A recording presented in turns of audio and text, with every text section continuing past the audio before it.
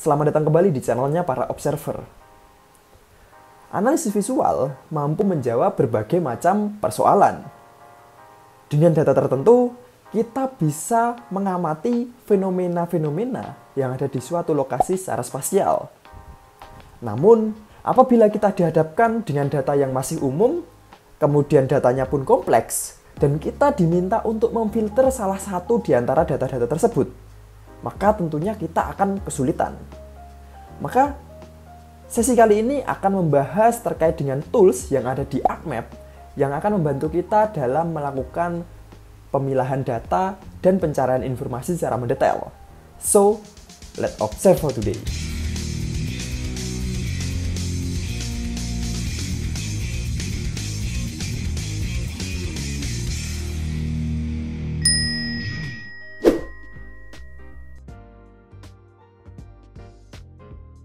Untuk sesi kali ini kita langsung ke katalog.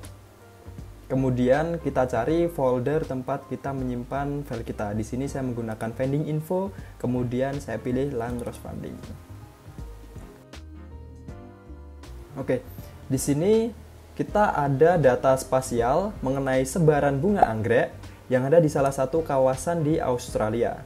Nah, untuk pengamatan secara spasial mungkin bisa kita lakukan dengan cara mengidentifikasinya satu-satu.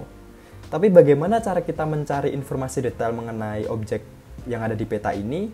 Untuk salah satu pengamatannya bisa dibantu dengan menggunakan fitur Identify, di mana fitur itu bisa kita temukan di tools toolbar, kemudian setelah tanda kursor yaitu ada Identify, di mana fitur ini membantu kita untuk mengidentifikasi informasi-informasi mendetail terkait objek-objek di masing-masing layer. Misalkan di sini saya pilih objek bunga anggrek, saya klik, kemudian akan muncul kotak dialog terkait dengan informasi detail. Misalkan ini bunga anggrek, jenisnya lili, kemudian statusnya common, kemudian misalkan saya pilih yang untuk kawasan konservasi yang LTA-nya saya pilih, maka ada informasi mengenai LTA situsnya, kemudian ada luasnya 1763 hektar. Selain itu, kita juga bisa mengidentifikasi informasi mendetail terkait dengan data base map yang kita miliki. Misalkan di sini saya klik di daerah ini, maka akan muncul informasi detail yang dimana menunjukkan bahwa base map yang kita gunakan itu source-nya tahun 2020. Selain menggunakan fitur Identify, kita bisa mengidentifikasi informasi mendetail masing-masing fitur dengan cara klik kanan, kemudian open atribut tabel. Maka akan muncul kotak dialog baru berisi data tabular mendetail terkait dengan informasi bunga anggrek. Nah, di sini apabila kita lihat masing-masing baris itu memiliki satu poin bunga anggrek di peta. Sebanyak 121 baris, berarti di sini terdapat 121 sebaran bunga anggrek. Nah, untuk memilihnya, kita bisa klik pada kolom paling depan, kita klik maka akan terhighlight lokasi bunga anggrek yang kita select tadi. Kita pilih ini, maka akan terhighlight, begitu dan seterusnya. Kita juga bisa melakukan klik 2 kali untuk mengamati daerah-daerah di sekitarnya. Nah, bisa diamati di daerah sini, sepertinya daerah kawasan hutan ya. Kemudian untuk mengembalikan ke posisi yang tadi, kita bisa melakukan go back to previous extent, atau kita juga bisa melihat melalui klik kanan kemudian zoom to layer. Oke, kita sudah mengenal apa itu atribut tabel. Nah, kemudian di antara 121 sebaran ini kita diminta untuk memilih lokasi bunga anggrek yang dia itu terancam punah. Yang kita lihat di kolom statusnya, dia tergolong dalam threatened. Oke, di sini kita bisa menggunakan fitur select by attribute. Atau enggak, teman-teman juga bisa menggunakan fitur yang ada di selection, kemudian dipilih select by attribute.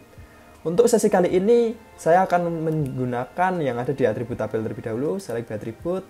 Maka akan muncul kotak dialog berupa informasi mengenai kolom-kolom yang ada di atribut tabel. Kemudian ada kalkulatornya untuk nanti kita melakukan analisis yang dikenal dengan query, dan ada get unique value. Di sini nanti akan berisi baris-baris yang memuat informasi masing-masing kolom. Nah, Untuk yang pertama kita pilih status karena kita akan mengidentifikasi kolom status. Kita klik 2 kali agar berada di kolom paling bawah. Kemudian ada beberapa fungsi dan di sini karena saya ingin memilih yang tergolong treatment, saya pilih sama dengan. Kemudian saya pilih get unique value untuk mendapatkan value dari kolom status dan ada 2 opsi yaitu common dan treatment. Karena kita mencari yang terancam punah, kita pilih yang ini.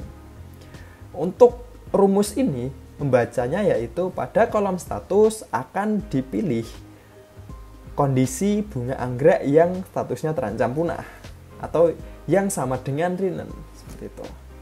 Kita klik apply, maka akan terpilih kurang lebih 58 sebaran bunga anggrek yang tergolong dalam kategori terancam punah. Kita close, kita melihat datanya, ternyata sebarannya cukup merata.